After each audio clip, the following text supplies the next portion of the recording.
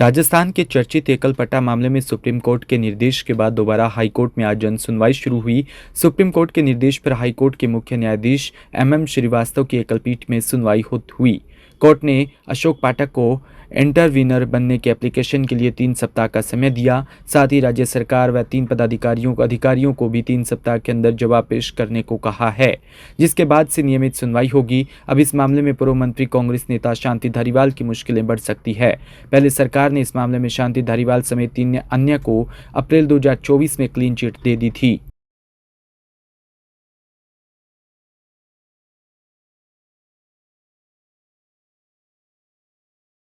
राजधानी जयपुर में tie up संस्थान द्वारा राजस्थान में पहली बार बच्चों में होने वाली डायबिटीज पर किया जाएगा अंतर्राष्ट्रीय सेमिनार।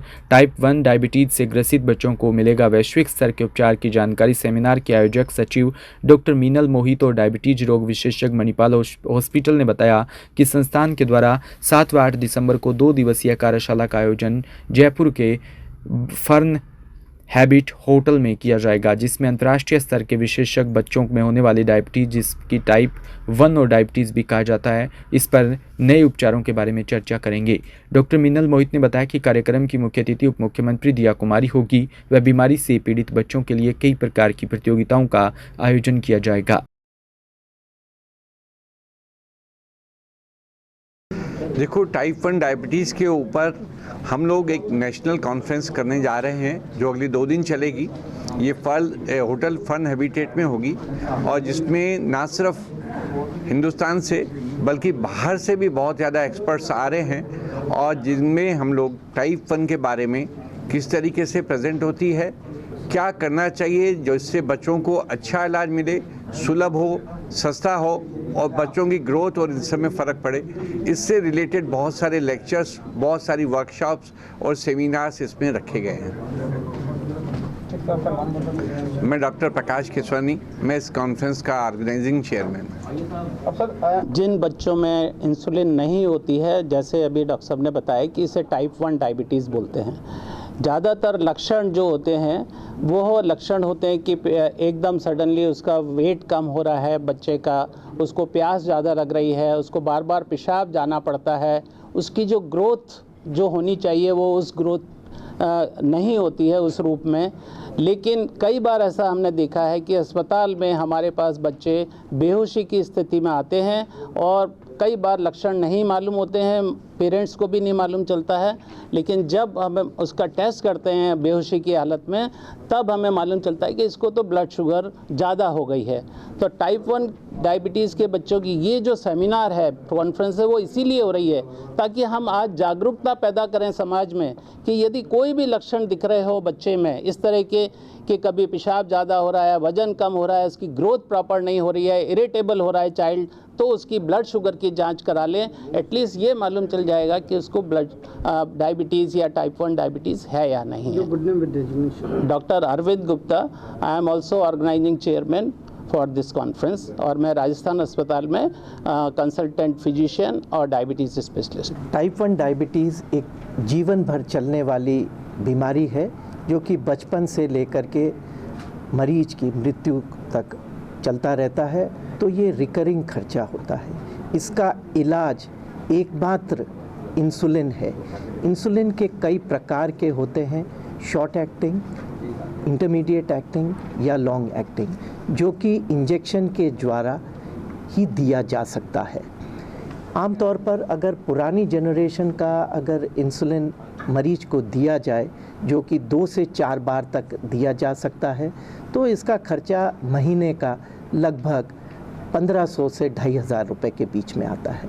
लेकिन साइंस के डेवलपमेंट के बाद इसको आधुनिक तरीके से एक ऑटोमेटेड पंप के द्वारा अगर दिया जाए तो पंप की कीमत ही 6-7 लाख रुपए, जिसका रिकरिंग खर्चा लगभग 10,000 रुपये तक पहुंच सकता है। इस खर्चे को क्या राज्य सरकार या जो मेडिकल पॉलिसी होती है उसके द्वारा वहन किया जाता है या अभी जनता को? पिछली सरकार ने इंसुलिन पंप जो पुरानी जनरेशन का था उसके अधीन ये प्रश्न उठाया गया था और विचाराधीन है, जिसका सरकार की तरफ से अभी तक कोई निष्कर्ष नहीं निकला है।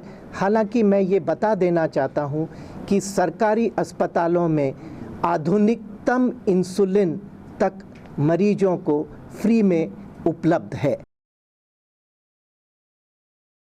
भीलवाड़ा से खबर 62वां नागरिक सुरक्षा स्थापना दिवस आज कलेक्ट्री के पार्क के अंदर मनाया गया। इस अवसर पर एडीएम प्रशासन ओम प्रकाश मेहरा, एडीएम सिटी प्रतिभा देवठिया मौजूद थे। एडीएम प्रशासन ओम प्रकाश मेहरा ने राष्ट्रपति, प्रधानमंत्री, राज्यपाल, गृह सचिव, महानिदेशक नागरिक एवं शासन सचिव नागरिक सुरक्षा विभाग से प्राप्त संदेश को पढ़कर भी सुनाया। आज 6 दिसंबर 2024 को नागरिक सुरक्षा संगठन का 62वां स्थापना दिवस समारोह मनाया जा रहा है पूरे राज्य में, पूरे देश में। जो नागरिक सुरक्षा संगठन है पूरे राज्य में, हर जिले में आपात स्थितियों में किस प्रकार इमरजेंसी की स्थितियों में बचाव और राहत कार्य किया जाता है और नागरिकों के द्वारा नागरिकों की सुरक्षा के मूल मंत्र को साकार करते हुए ये सारे। तिमरी से खबर शुक्रवार को अम्बेडकर उद्यान में डॉक्टर भीमराव अंबेडकर की प्रतिमा स्थल पर डॉक्टर भीमराव अंबेडकर के 68वें महापरिनिर्वाण दिवस पर श्रद्धांजलि कार्यक्रम का आयोजन किया। कार्यक्रम में मुख्य तिमरी प्रधान प्रतिनिधि भूराराम भाटी, श्रवण कटारिया, ओम प्रकाश कटारिया, ठेकेदार मोहन लाल सांसी मौजूद रहे।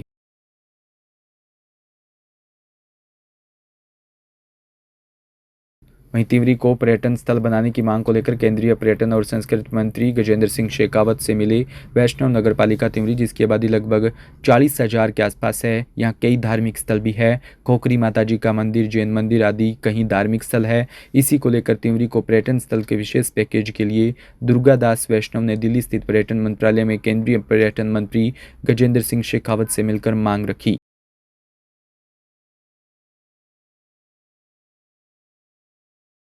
वहीं झालावाड़ से खबर, एशिया में झालावाड़ के 3 खिलाड़ियों ने गोल्ड मेडल जीते। एशिया पावर लिफ्टिंग प्रतियोगिता गोवा में 1 से 4 दिसंबर तक आयोजित हुई, जिसमें झालावाड़ के 3 खिलाड़ियों ने शानदार प्रदर्शन करते हुए 6 गोल्ड मेडल जीते। रो पावर लिफ्टिंग इंडिया के सचिव गुरप्रीत सिंह ने बताया कि यूथ आयु वर्ग में international book of world record holder Angadjeet Singh ने 2 गोल्ड मेडल के साथ एशिया रिकॉर्ड तोड़ते हुए बेंच प्रेस व डेडलिफ्ट दोनों में स्ट्रॉन्ग मैन ऑफ एशिया का खिताब जीता।